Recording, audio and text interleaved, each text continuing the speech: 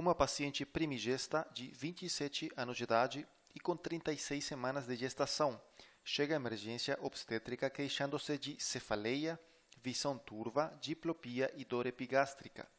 Ao exame físico constatou-se PA 170 por 110, dinâmica uterina ausente, frequência cardíaca fetal de 140, reflexos patelares hiperativos.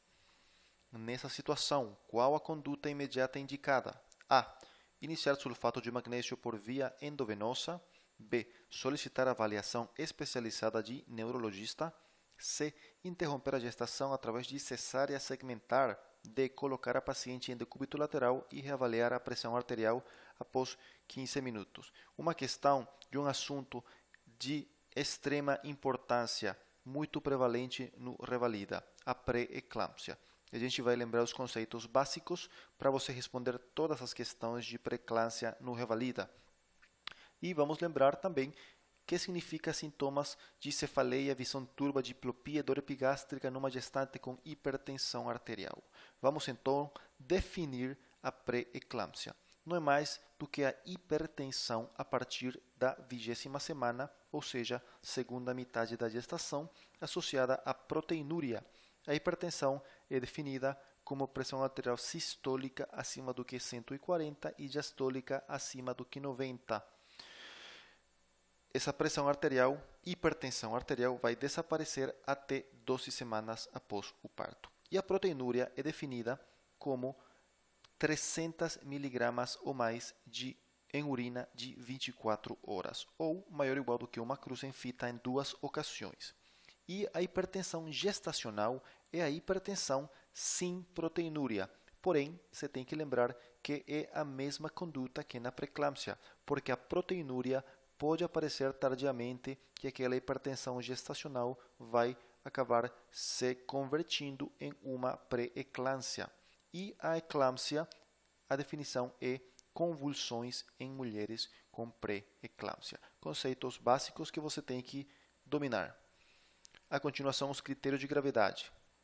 Muito importante também, porque qualquer um desses critérios vai definir a pré-eclâmpsia como grave e sua conduta vai ser diferente. Então, pressão arterial diastólica acima do que 110, proteinúria acima do que 2 gramas em 24 horas ou 2 cruzes em fita, oligúria, creatinina acima de 1,2, sinais de encefalopatia hipertensiva, cefaleia e distúrbios visuais, dor epigástrica ou no hipocôndrio direito e coagulopatia clínica ou laboratorial.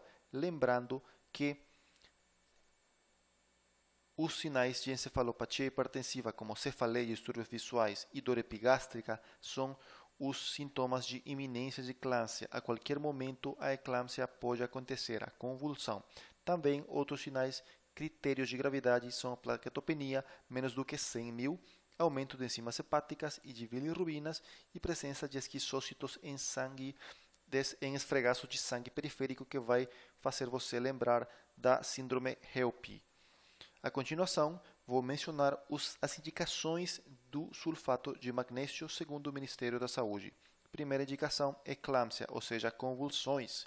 Segunda indicação, toda pré-eclâmpsia grave. Qualquer um desses critérios que acabei de falar, indicação formal do Ministério da Saúde para usar sulfato de magnésio. Ele vai além e fala que pré-eclâmpsia, quando você vai interromper e existe dúvida, quando você vai interromper a gestação e existe dúvida, também está autorizado a utilizar o sulfato de magnésio.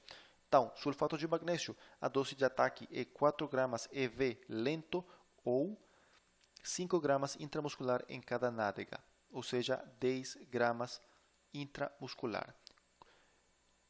A pré-eclâmpsia caiu em questão discursiva, então você pode ter que lembrar essa dose de ataque pelo menos na sua prova.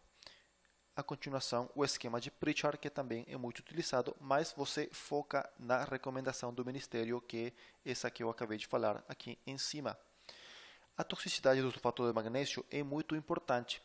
O nível terapêutico ele vai estar entre 4 mEq e 7 mEq por litro.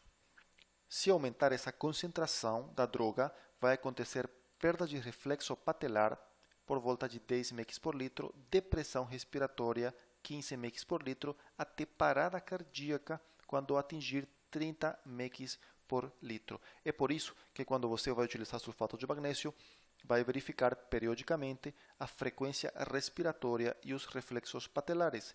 Se a frequência respiratória for menos do que 16, reflexos patelares abolidos, diurese menor do que 100 ml em 4 horas, você vai suspender o sulfato de magnésio. E qual que é o antídoto? Também tem que saber que é o gluconato de cálcio.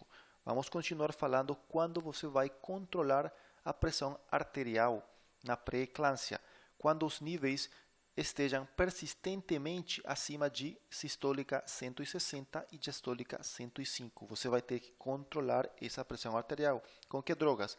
Nifedipina, 10 mg via oral, hidralazina é opção, 5 mg EV, 10 mg intramuscular, e o nitroprusiato vai ficar restrito à terapia intensiva quando a hipertensão for refratária. Então, suas opções são nifedipina e hidralazina.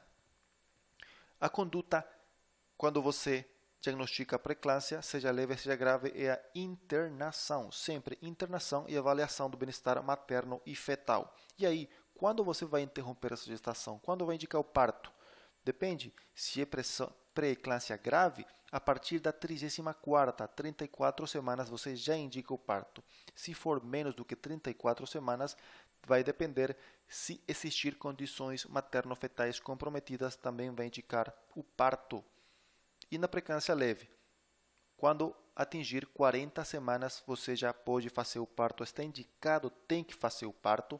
E antes dessas 40 semanas, quando houver comprometimento das condições materno-fetais, como, por exemplo, eclâmpsia, edema pulmonar, insuficiência renal aguda, coagulopatia, estado fetal comprometido, você vai, então, interromper antes dessas 34 na grave e 40 na leve.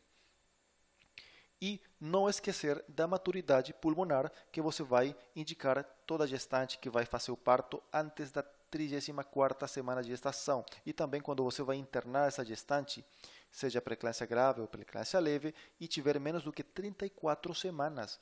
As opções são dexametasona IM e betametasona IM nessa posologia. 6 mg de 12 em 12 por 2 dias na dexa, e na betametasona 12 mg por dia por 2 dias.